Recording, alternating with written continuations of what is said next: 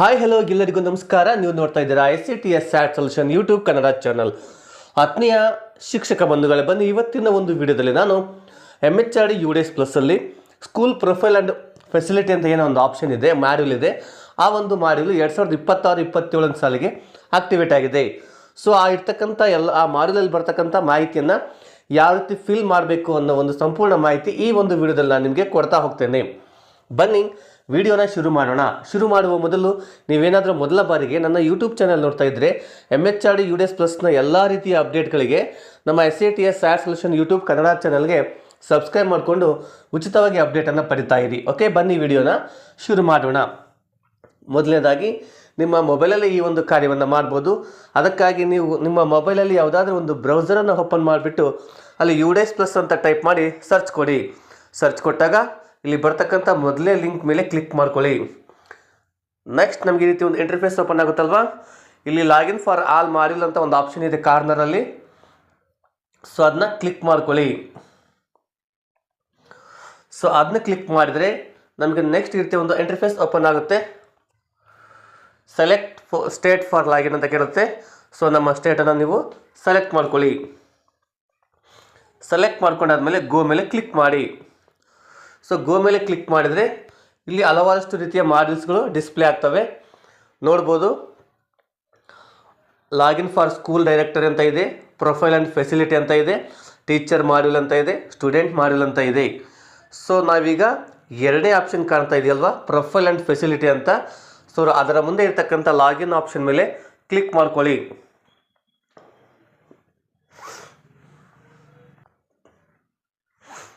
So ಇಲ್ಲಿ ನಿಮ್ಮ ಶಾಲೆಯ ಡೈಸ್ ಕೋಡ್ ಹಾಕಿ, ನಿಮ್ಮ MHRD UDS ಪ್ಲಸ್ನ ಪಾಸ್ವರ್ಡ್ ಹಾಕಿ, ಇಲ್ಲಿ ಕಾಣುವ ಕ್ಯಾಪ್ಚಾವನ್ನು ಹಾಕಿ ಸೈನ್ ಇನ್ ಮೇಲೆ ಕ್ಲಿಕ್ ಮಾಡ್ಕೊಳ್ಳಿ.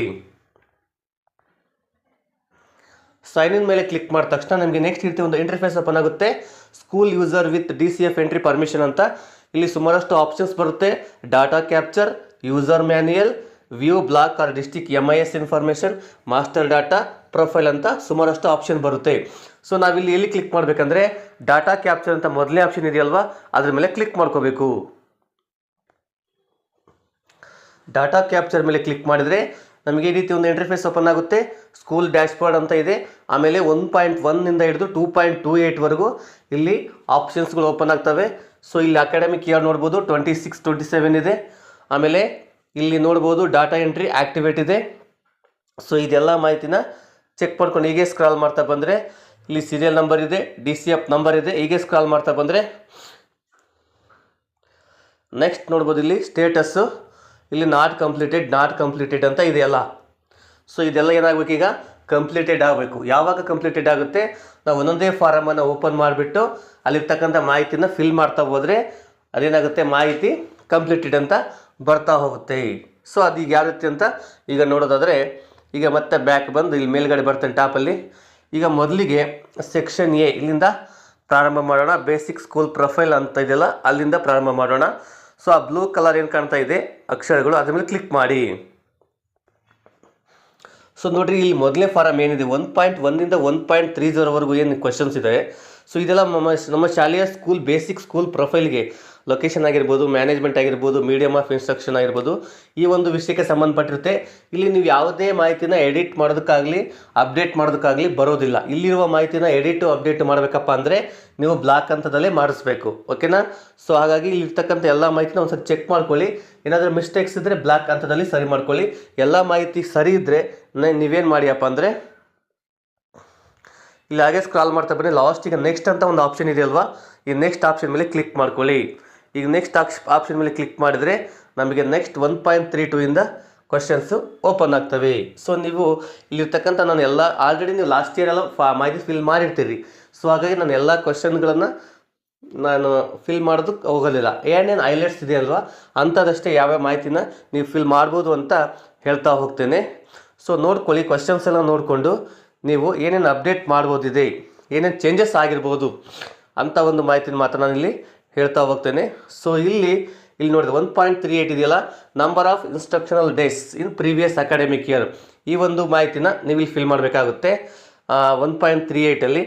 ಅದಾದ ನಂತರ ನಿಮ್ಮ ಶಾಲೆಗೆ ಏನಾದರೂ CC ಏನಾದರೂ ಇಂಪ್ಲಿಮೆಂಟೇಷನ್ ಮಾಡಿದರೆ ಈ ವರ್ಷ ಅದು ಆಲ್ಮೋಸ್ಟ್ ಎಲ್ಲವೂ ಮಾಡಿರ್ತೀವಿ CC ಇಂಪ್ಲಿಮೆಂಟೇಷನ್ನು.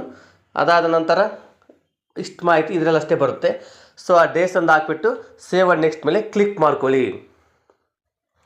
ಸೇವ್ ಆ್ಯಂಡ್ ನೆಕ್ಸ್ಟ್ ಮೇಲೆ ಕ್ಲಿಕ್ ಮಾಡಿದರೆ ಮಾಹಿತಿ ಸೇವ್ ಆಗುತ್ತೆ ಮತ್ತು ನೆಕ್ಸ್ಟ್ ಪೇಜಿಗೆ ಬರುತ್ತೆ. ಈ ಪೇಜಲ್ಲಿ ಏನಿದೆ ಅಂತ ನೋಡಿದರೆ ಇಲ್ಲಿ ಕ್ವಶನ್ ನಂಬರ್ 1.40 ಇಂದ 1.55 ತನಕ ಇದೆ. ಇದು ಓನ್ಲಿ ಫಾರ್ ಗೌರ್ಮೆಂಟ್ ಏಡೆಡ್ ಸ್ಕೂಲ್ಗಂತ ಇದೆ. ಓಕೆ, ಸೊ ಇಲ್ಲಿ ಮೊದಲನೇ ಕ್ವಶನ್ ಇದೆ, ನಿಮ್ಮ ಒಂದು ಶಾಲಾ ಆವರಣದೊಳಗೆ ಪ್ರೀಮಿಸಸ್ ಒಳಗೆ ಏನಾದರೂ ಅಂಗನವಾಡಿ ಇದ್ದರೆ ಇದು ಎಸ್ ಅಂತ ಹಾಕಬೇಕಾಗುತ್ತೆ. ಎಸ್ ಅಂತ ಹಾಕಿದರೆ ಇಲ್ಲಿ ಆ ಒಂದು ನಂಬರ್ ಡೈಸ್ ಕೋಡ್ ಏನಿದೆ ನಮ್ಮ ಶಾಲೆಗಳಿಗೆ, ಅದೇ ರೀತಿ ಅಂಗನವಾಡಿಗೆ ಒಂದು ನಂಬರ್ ಇರುತ್ತೆ. ಆ ನಂಬರನ್ನು ಹಾಕಿಬಿಟ್ಟು ಇಲ್ಲಿ ಆ ಎಷ್ಟು ಅಂಗನವಾಡಿ ಸೆಂಟ್ರಲ್ಲಿ ಎಷ್ಟು ನಂಬರ್ಸು, ಎಷ್ಟು ನಿಮ್ಮ ಅಂಗನವಾಡಿ ಶಾಲಾ ಆವರಣದಲ್ಲಿ ಎಷ್ಟು ಅಂಗನವಾಡಿ ಸೆಂಟ್ರ್ ಇದ್ದಾವೆ, ಒಂದಿದ್ದರೆ ಆ ಒಂದು, ಇಲ್ಲಿ ಮ್ಯಾಕ್ಸಿಮಮ್ 3 ಅಂತ ಕೊಟ್ಟಿದ್ದಾರೆ. ಅದರ ನೇಮನ್ನು ಹಾಕಿ ಎಷ್ಟು ಬಾಯ್ಸ್ ಗರ್ಲ್ಸ್ ಎಷ್ಟಿದ್ದಾರೆ ಆ ಒಂದು ಅಂಕಿಅಂಶಗಳನ್ನು ಹಾಕಿ. ಒಂದು ವೇಳೆ ನಿಮ್ಮ ಶಾಲಾ ಆವರಣದಲ್ಲಿ, ನಿಮ್ಮ ಊರಲ್ಲೆಲ್ಲ ನೆನ್ಪಿಟ್ಕೊಳ್ಳಿ, ನಿಮ್ಮ ಶಾಲಾ ಆವರಣದಲ್ಲಿ ಇದ್ದರೆ ಮಾತ್ರ ಎಸ್ ಅಂತ ಹಾಕಿ, ಇಲ್ಲ ಅಂದರೆ ನೋ ಅಂತ ಹಾಕಿ. ನೋ ಅಂತ ಹಾಕಿದರೆ ಇದೆಲ್ಲ ಮಾಹಿತಿ ಫ್ರೀಸ್ ಆಗುತ್ತೆ. ಇದಿಷ್ಟು ಇದರಲ್ಲಿ ತುಂಬತಕ್ಕಂಥದ್ದು. ನೆಕ್ಸ್ಟ್ ಇನ್ನು ಉಳಿದಿದ್ದೆಲ್ಲ ಮಾಹಿತಿ ನೀವು ಚೆಕ್ ಮಾಡ್ಕೊಳ್ಳಿ. ಚೆಕ್ ಮಾಡಿಕೊಂಡು ಆದ ನಂತರ ಇಲ್ಲಿ ಯಾವುದಾದ್ರೂ ಮಾಹಿತಿನ ಅಪ್ಡೇಟ್ ಮಾಡೋದಿದ್ರೆ ಇಲ್ಲಿ ಅಪ್ಡೇಟ್ ಮಾಡ್ಕೊಳ್ಳಿ. ಇದು ವಿಸಿಟ್ ಬಗ್ಗೆ ಇದೆ, ಲಾಸ್ಟ್ ಇಯರ್ ನಿಮ್ಮ ಶಾಲೆಗೆ ಎಷ್ಟು ಜನ ಯಾರ್ಯಾರು ವಿಸಿಟ್ ಮಾಡಿದ್ರು ಅಂತ ಇದೆ. ಆ ಎಲ್ಲ ಒಂದು ಮಾಹಿತಿಯನ್ನು ಹಾಕಿ, ಅದೆಲ್ಲ ಹಾಕಿಬಿಟ್ಟು ನೆಕ್ಸ್ಟು SDP ಯಾವಾಗ ನಿಮ್ಮ ಶಾಲೆಯಲ್ಲಿ ಪ್ರಿಪೇರ್ ಮಾಡಿದ್ರಿ ಆ ಒಂದು ಇಸ್ವಿಯನ್ನು ಹಾಕಿ. ಅದಾದ ನಂತರ ಪೇರೆಂಟ್ ಟೀಚರ್ ಅಕಾಡೆಮಿಕ್ ಮೀಟಿಂಗ್ ಕರೆದಿದ್ರಲ್ವ, ಲಾಸ್ಟ್ ಇಯರ್ ಎಷ್ಟು ಮೀಟಿಂಗ್ ಕರೆದಿದ್ರಿ ಅನ್ನೋದನ್ನು ಅದು ಕೇಳ್ತಾ ಇದೆ. ಅದನ್ನೆಲ್ಲ ಹಾಕಿಬಿಟ್ಟು ಎಲ್ಲ ಮಾಹಿತಿನ ಚೆಕ್ ಮಾಡಿಕೊಂಡು ಇದರಲ್ಲಿ ನೀವು ಯಾವುದಾದ್ರೂ ಇದ್ದರೆ ಲಾಸ್ಟ್ ಏನೊಂದು ಇದೆ ನೋಡಿ, ಆರ್ಟಿಫಿಷಿಯಲ್ ಇಂಟೆಲಿಜೆನ್ಸ್ ಈಸ್ ಸಿಲೆಬಸ್ ಅಂತ ಇದೆ. ಇದ್ರೆ ಎಸ್ ಅಂತ ಕೊಡಿ, ಇಲ್ಲಾಂದರೆ ನೋ ಅಂತ ಕೊಡಿ. ಸೇವ್ ಆ್ಯಂಡ್ ನೆಕ್ಸ್ಟ್ ಮೇಲೆ ಕ್ಲಿಕ್ ಮಾಡ್ಕೊಳ್ಳಿ. ನೋಡ್ಬೋದು ಯಾವುದಾದ್ರೂ ಮಾಹಿತಿಯನ್ನು ಬಿಟ್ಟಿದ್ರೆ ಅದು ಮತ್ತೆ ಕೇಳುತ್ತದು. ನೆಕ್ಸ್ಟ್ ಮಾಹಿತಿಗೆ ಹೋಗೋದಾದರೆ ಇಲ್ಲಿ availability of text book, teaching learning materials ಬಗ್ಗೆ ಇದೆ. ಇಲ್ಲಿ ನೋಡ್ಬೋದು ನಿಮ್ಮ ಶಾಲೆಗೆ ಯಾವ್ಯಾವ ಟೆಕ್ಸ್ಟ್ ಬುಕ್ ಬಂತು, ಸಮವಸ್ತ್ರ ಬಂತು, ಯಾವ ತಿಂಗಳಲ್ಲಿ ನೀವು ರಿಸೀವ್ ಮಾಡಿದ್ರಿ ಅಂತ ಒಂದು ಆಪ್ಷನ್ಸ್ಗಳಿದ್ದಾವೆ. ಸೊ ನೀವೇನು ಮಾಡಿ, ಪ್ರೈಮರಿ ಎಸ್ ಅಂತ ಕೊಡಿ. ಇಲ್ಲಿ ಸೆಲೆಕ್ಟ್ ಮಾಡ್ಕೊಳ್ಳಿ ಯಾವ ತಿಂಗಳಲ್ಲಿ ನೀವು ರಿಸೀವ್ ಮಾಡ್ಕೊಂಡ್ರಿ ಅನ್ನೋ ಮಾಹಿತಿನ ಇಲ್ಲಿ ಹಾಕಿ. ಅದೇ ರೀತಿ ನಿಮ್ಮದು ಅಪ್ಪರ್ ಪ್ರೈಮರಿ ಇದ್ದರೆ ಅದು ಆಪ್ಷನ್ ಓಪನ್ ಆಗುತ್ತೆ. ಹೈಸ್ಕೂಲ್ ಆದರೆ ಈ ಆಪ್ಷನ್ ಎಲ್ಲ ಸಂಬಂಧಪಟ್ಟ ಆಪ್ಷನ್ಸ್ ಓಪನ್ ಆಗ್ತವೆ, ನೀವು ಚೆಕ್ ಮಾಡ್ಕೊಳ್ಳಿ. ಓಕೆ, ನೆಕ್ಸ್ಟ್ ಹಾಗೆ ಎಲ್ಲ ಇಲ್ಲಿರ್ತಕ್ಕಂಥ ಮಾಹಿತಿನ ಟೆಕ್ಸ್ಟ್ ಬುಕ್ ಇದೆ, ವರ್ಕ್ ಬುಕ್ಸ್ ಇದೆ, TLM ಗ್ರೇಡ್ ಇದೆ. ಇವೆಲ್ಲವನ್ನು ಇದ್ದರೆ ಎಸ್ ಅಂತ ಹಾಕಿ, ನೋ ರಿಸೀವ್ ಮಾಡಿದರೆ ಇಲ್ಲಾಂದರೆ ನೋ ಅಂತ ಹಾಕಿ.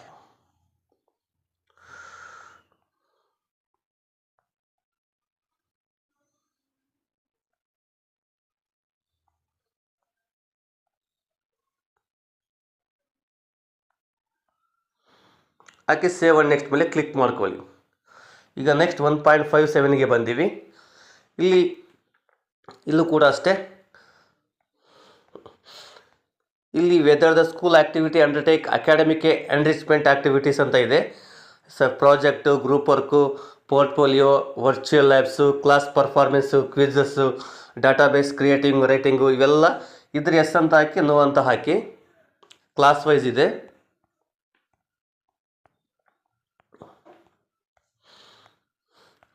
ಆಮೇಲೆ next number of student received orientation on cyber safety ಬಗ್ಗೆ ಏನಾದರೂ ನೀವು ಅದ್ರ ಬಗ್ಗೆ ಓರಿಯೆಂಟೇಷನ್ ಕ್ಲಾಸಸ್ ಮಾಡಿದರೆ ನಂಬರ್ ಸ್ಟೂಡೆಂಟ್ ಹಾಕಿ, ಎಷ್ಟೆಷ್ಟು ಸ್ಟೂಡೆಂಟ್ಗಳು ಯಾವ್ಯಾವ ಕ್ಲಾಸಲ್ಲಿ ಪಡ್ಕೊಂಡಿದ್ದಾರೆ ಅಂತ.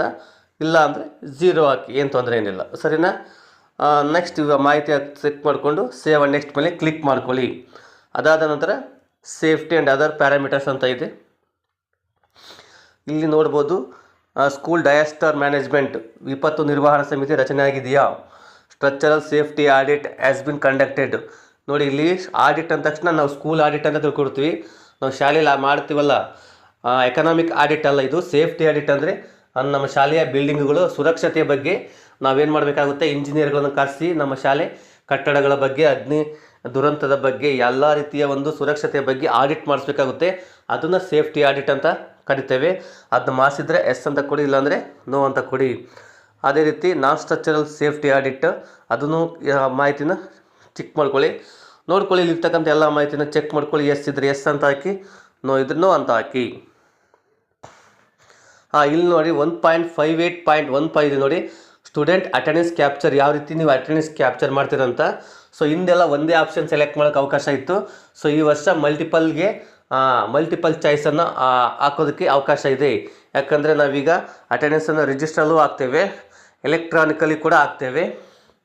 ಟೀಚರ್ದು ಕೂಡ ಅಷ್ಟೇ, ಅಟೆಂಡೆನ್ಸ್ ರಿಜಿಸ್ಟ್ರಲ್ಲಿ ಕೂಡ ಹಾಕ್ತೇವೆ, ಎಲೆಕ್ಟ್ರಾನಿಕಲ್ ಕೂಡ ಹಾಕ್ತೇವೆ. ನೆಕ್ಸ್ಟ್ ಅದಾದಮೇಲೆ ಎಕೋ ಕ್ಲಬ್ ಫಾರ್ಮೇಷನ್ ಲಿಪಿನ್ ಮಾಡ್ತಾ ಇದ್ದೇವೆ. ಅದನ್ನ ಎಸ್ ಅಂತ ಹಾಕಿಬಿಟ್ಟು ಇದನ್ನೆಲ್ಲ ಹಾಕ್ಬಿಟ್ಟು ನೋಡ್ಕೊಳ್ಳಿ. ಸೇವ್ ಆ್ಯಂಡ್ ನೆಕ್ಸ್ಟ್ ಮೇಲೆ ಕ್ಲಿಕ್ ಮಾಡಿ. ನೆಕ್ಸ್ಟ್ ಪಾಯಿಂಟ್ ಏನಿದೆ, ಇದು ಸ್ಕೂಲ್ ಗ್ರ್ಯಾಂಟ್ಗಳಿಗೆ ಬಗ್ಗೆ ಸಂಬಂಧಪಟ್ಟ ಇದೆ. ನಿಮ್ಮ ಶಾಲೆಗೆ ಲಾಸ್ಟ್ ಇಯರು ಸಮಗ್ರ ಕಾಂಪೋಸಿಟ್ ಸ್ಕೂಲ್ ಗ್ರ್ಯಾಂಟ್ ಶಾಲಾ ಅನುದಾನ SSKಯಿಂದ ಏನು ನಿಮ್ಮ ಕೆನರಾ ಬ್ಯಾಂಕಿಗೆ ಚೆಕ್ಕರ್ ಮೇಕರ್ ಮಾಡ್ತಿರಲ್ವ, ಆ ಒಂದು ಅಕೌಂಟಿಗೆ ಎಷ್ಟು ಬಂದಿತ್ತು ಅದನ್ನು school grant, composite school grant ಅಂತೀವಿ. ಎಷ್ಟು ಬಂದಿತ್ತು ಅದನ್ನು ಅಮೌಂಟ್ ಹಾಕಿ, ಲೈಬ್ರರಿ ಗ್ರ್ಯಾಂಟ್ ಬಂದಿದ್ರೆ ಲಾಸ್ಟ್ ಇಯರ್ ಹಾಕಿ, ಆಮೇಲೆ ಮೇಜರ್ ರಿಪೇರಿಗೆ ಏನಾದರೂ ಬಂದಿದ್ದರೆ, ಆಮೇಲೆ ಸ್ಪೋರ್ಟ್ಸ್ ಫಿಸಿಕಲ್ ಎಜುಕೇಷನ್ಗೆ ಬಂದಿದ್ದರೆ, ಮೀಡಿಯಾ ಆ್ಯಂಡ್ ಕಮ್ಯುನಿಟಿ ಮೊಬೈಲೈಜೇಷನ್ ಇದಕ್ಕೆ ಬಂದಿದೆ ಲಾಸ್ಟ್ ಇಯರು, ಅದನ್ನು ಹಾಕಿಬಿಡಿ. Grant for training of school STMC ಟ್ರೈನಿಂಗಿಗೆ ಬಂದಿದೆ. ಆಮೇಲೆ pre school level only for primary school section ಅಂತ ಇದೆ. ಸೊ ಇಷ್ಟನ್ನು ನೀವು ಎಷ್ಟೆಷ್ಟು ಅಮೌಂಟ್ ಬಂದಿದೆ, ನೀವು ಎಷ್ಟು ಯುಟಿಲೈಸೇಷನ್ ಮಾಡಿದ್ರಿ ಅನ್ನೋದನ್ನು ಇಲ್ಲಿ ಹಾಕಬೇಕಾಗುತ್ತೆ. ಅದಾದ ನಂತರ ನಾನ್ ಗೌರ್ಮೆಂಟ್ ಆರ್ಗನೈಸೇಷನಿಂದ ನಿಮಗೇನಾದರೂ ಫಂಡ್ ತೊಗೊಂಡಿದ್ರೆ ಎಸ್ ಅಂತ ಹಾಕಿಬಿಟ್ಟು ಅವ್ರ ಹೆಸರು ಎಷ್ಟು ಅಮೌಂಟ್ ಕೊಟ್ಟಿದ್ರು ಅಂತ ಹಾಕಬೇಕಾಗುತ್ತೆ. ಇದೇ ರೀತಿ PCU ಅಂದರೆ ಪಬ್ಲಿಕ್ ಸೆಕ್ಟರಿಂದ ಏನಾದರೂ ಅಮೌಂಟ್ ತೊಗೊಂಡಿದ್ರೆ, ಕಮ್ಯುನಿಟಿಯಿಂದ ಅದರ್ ಈ ಥರ ಯಾವುದಾದ್ರು ರೀತಿ ತೊಗೊಂಡು ಇದ್ದರೆ ಹಾಕಿ ಅವ್ರ ನೇಮು ಮತ್ತು ಅಮೌಂಟನ್ನು ಹಾಕಬೇಕಾಗುತ್ತೆ. ಇಲ್ಲಾಂದರೆ ನೋ ಅಂತ ಹಾಕಿ. ನೆಕ್ಸ್ಟ್ ಇದಾದಮೇಲೆ ಈ ಕೆಳಗಿನ ಒಂದು ರಿಜಿಸ್ಟ್ರೇಷನ್ನ ಫಾಲೋ ಮಾಡ್ತಾ ಇದ್ರಂತ. Invent register for ICT item, ನಿಮ್ಮ ಶಾಲೆಯಲ್ಲಿರ್ತಕ್ಕಂಥ ಕಂಪ್ಯೂಟರ್, ಲ್ಯಾಪ್ಟಾಪ್, ಪ್ರಿಂಟರ್ ಇವನ್ನೆಲ್ಲ ICT ಲ್ಯಾಬ್ ಅಂತ ಕರಿತೀವಿ. ಅದಕ್ಕೆ ನೀವು ಒಂದು ರಿಜಿಸ್ಟರನ್ನು ಇಡಬೇಕಾಗುತ್ತೆ. ಇಟ್ಟಿದ್ರೆ ಎಸ್ ಅಂತ ಕೊಡಿ, ಇಲ್ಲಾಂದರೆ ನೋ ಅಂತ ಕೊಡಿ. ಸ್ಪೋರ್ಟ್ಸ್ ಎಕ್ವಿಪ್ಮೆಂಟಿಗೆ, ಕ್ರೀಡಾ ಉಪಕರಣಗಳಿಗೂ ಕೂಡ ಒಂದು ರಿಜಿಸ್ಟರ್ನ ದಾಸ್ತಾನುವಾಗಿ ಇಡಬೇಕಾಗುತ್ತೆ. ಇಟ್ಟಿದ್ರೆ ಎಸ್ ಅಂತ ಕೊಡಿ, ಇಲ್ಲಾಂದರೆ ನೋ ಅಂತ ಕೊಡಿ. ಆಮೇಲೆ ಲೈಬ್ರರಿ ಬುಕ್ಸ್ಗೆ ಆಲ್ಮೋಸ್ಟ್ ಅಲ್ಲೆಲ್ಲ ನಾವು ರಿಜಿಸ್ಟರ್ನ ಇಟ್ಟಿರ್ತೇವೆ. ಇದ್ರೆ ಎಸ್ ಅಂತ ಕೊಡಿ, ಇಲ್ಲಾಂದರೆ ನೋ ಅಂತ ಕೊಡಿ. ಇದಾದ ನಂತರ total annual expenditure of school on account of following previous academic year.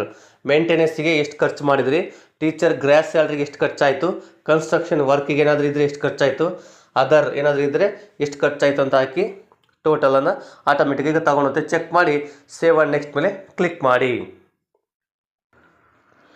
Next question 2.1ಇಂದ 2.6ವರೆಗೂ ಏನಿದೆಯಪ್ಪ ಅಂದರೆ physical facility, equipment, computer and digital incentivate ಅಂತ ಇದೆ.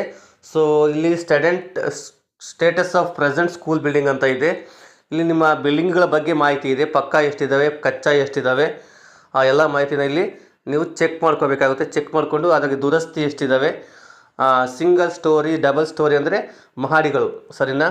ಸಿಂಗಲ್ ಸ್ಟೋರಿ ಅಂದರೆ ಯಾವುದೇ ರೀತಿಯ ಮಹಡಿ ಇಲ್ಲ. ಡಬಲ್ ಸ್ಟೋರಿ ಅಂದರೆ ಅಪ್ಸ್ಟೇರ್, ಡಬಲ್ 2 ಮಹಡಿ ಇರ್ತಾವಲ್ಲ, ಅಂಥವೇನಾದರೂ ಇದ್ದರೆ ಎಷ್ಟೆಷ್ಟಿದಾವೆ ಅಂತ ನಂಬರ್ಸನ್ನು ಹಾಕಿ. ಲಾಸ್ಟ್ ಇಯರ್ ಮಾಹಿತಿ ಇರುತ್ತೆ.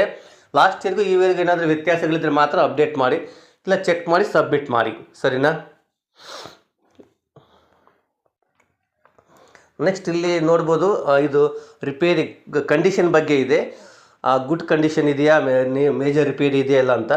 ಸೊ ನೀವು ಲಾಸ್ಟ್ ಇಯರ್ ಮೇಜರ್ ರಿಪೇರಿಗೆ ಹಾಕಿರ್ತೀರಿ, ಈ ವರ್ಷ ಅದು ರಿಪೇರಿ ಆಗಿರುತ್ತೆ, ಮತ್ತು ಹಂಗೆ ಸಬ್ಮಿಟ್ ಮಾಡಬೇಡಿ. ಅದನ್ನು ಗುಡ್ ಕಂಡೀಷನಲ್ಲಿದೆ ಅಂತ ನೀವು ಅಪ್ಡೇಟನ್ನು ಮಾಡಬೇಕಾಗುತ್ತೆ. ಓಕೆ, ಸೊ ಇಲ್ಲ ಹೋದ ವರ್ಷ ಗುಡ್ ಕಂಡೀಷನಲ್ಲಿರುತ್ತೆ, ಮಳೆ ಬಂದು ಶಿಥಿಲಗೊಂಡು ಅದು ಮೇಜರ್ ರಿಪೇರಿ ಅವಶ್ಯಕತೆ ಇರುತ್ತೆ. ಸೊ ಈ ರೀತಿ ಈ ಒಂದು ಆಪ್ಷನನ್ನು ನೀವು ಅಪ್ಡೇಟ್ ಮಾಡ್ಕೊಳ್ಳಿ. ಬಿಕಾಸ್ ಆಫ್ ಮುಂದೆ ನಿಮಗೇನಾದರೂ ಶಾಲೆಗಳಿಗೆ ದುರಸ್ತಿ ಏನಾದರೂ ಬಂದರೆ ಈ UDS ಇರ್ತಕ್ಕಂಥ ಮಾಹಿತಿ ಆಧಾರದ ಮೇಲೆ ನಿಮಗೆ ದುರಸ್ತಿಗೆ ಗ್ರ್ಯಾಂಟ್ಗಳು ಬರ್ತವೆ. ಸೊ ಹಾಗಾಗಿ ಇಲ್ಲಿ ನೀವು ಮಾಹಿತಿನ ನೀವೇನು ಮಾಡಬೇಕಾಗುತ್ತೆ, ನೈಜವಾಗಿ ಅಪ್ಡೇಟ್ ಮಾಡಬೇಕಾಗುತ್ತೆ ಈ ಕಂಡೀಷನ್ಸ್ ಆಫ್ ಬಿಲ್ಡಿಂಗ್ಗಳ ಬಗ್ಗೆ. ನೋಡಿ, ಇಷ್ಟು ಮಾಹಿತಿನ ಎಲ್ಲ ಅಪ್ಡೇಟ್ ಮಾಡಿದ್ಮೇಲೆ ಈಗೇನು ಸ್ಕೂಲ್ ಡ್ಯಾಶ್ ಬೋರ್ಡಿಗೆ ಬರ್ತೇನೆ. ಸ್ಕೂಲ್ ಡ್ಯಾಶ್ ಬೋರ್ಡಿಗೆ ಬಂದಾಗ ಇಲ್ಲಿ ಸ್ಟೇಟಸನ್ನು ಚೆಕ್ ಮಾಡಿದಾಗ ನೋಡ್ಬೋದು, ಎಲ್ಲವೂ ಕೂಡ ಏನಾಗಿದೆ, ಸ್ಟೇಟಸ್ಸು ಕಂಪ್ಲೀಟೆಡ್ ಅಂತ ಬಂದಿದೆ. ಸೊ ಫಸ್ಟು ನೀವು ಈ ಸ್ಟೇಟಸ್ ಏನಿದೆ ಇನ್ಕಂಪ್ಲೀಟ್ ಇರೋದನ್ನು ಕಂಪ್ಲೀಟಿಂಗ್ ಮಾಡ್ಕೊಳ್ಳಿ. ನೆಕ್ಸ್ಟ್ ಲಾಸ್ಟು ಏನು ಮಾಡ್ತಾರೆ, ಸರ್ಟಿಫಿಕೇಷನಿಗೆ ಬಿಡ್ತಾರೆ. ಆಮೇಲೆ ನೀವು ಸರ್ಟಿಫಿಕೇಷನ್ ಮಾಡಿದರೆ ಈ ಒಂದು ಸ್ಕೂಲ್ ಪ್ರೊಫೈಲ್ ಆ್ಯಂಡ್ ಫೆಸಿಲಿಟಿ ಮಾಡಿಲು ಈ ವರ್ಷಕ್ಕೆ ಕಂಪ್ಲೀಟ್ ಆಗುತ್ತೆ. ಓಕೆ, ತುಂಬ ಸುಲಭ ಇದೆ. ಲಾಸ್ಟ್ ಇಯರ್ ಇರ್ತಕ್ಕಂಥ ಮಾಹಿತಿ 80% ಇರುತ್ತೆ. ನೀವು ಚೆಕ್ ಮಾಡಿಕೊಂಡು ಅಪ್ಡೇಟ್ ಇದ್ರೆ ಮಾತ್ರ ಅಪ್ಡೇಟ್ ಮಾಡ್ಬೋದು. ಸೊ ಹಾಗಾಗಿ ಈ ಒಂದು ಮಾಹಿತಿ ನಿಮಗೆ ಇಷ್ಟ ಆಯಿತು ಅಂದ್ಕೊಂತೀನಿ. ಆಗಿದ್ದರೆ ದಯವಿಟ್ಟು ಒಂದು ಲೈಕ್ ಕೊಡಿ, ಕಮೆಂಟ್ ಮಾಡಿ. ಇದೇ ರೀತಿಯ ಮಾಹಿತಿಗೆ ನಮ್ಮ SATS SAT solution YouTube Kannada ಚಾನಲ್ಗೆ ಉಚಿತವಾಗಿ ಸಬ್ಸ್ಕ್ರೈಬ್ ಮಾಡ್ಕೊಂಡು ಅಪ್ಡೇಟ್ ಪಡಿತಾ ಇರಿ. Thanks for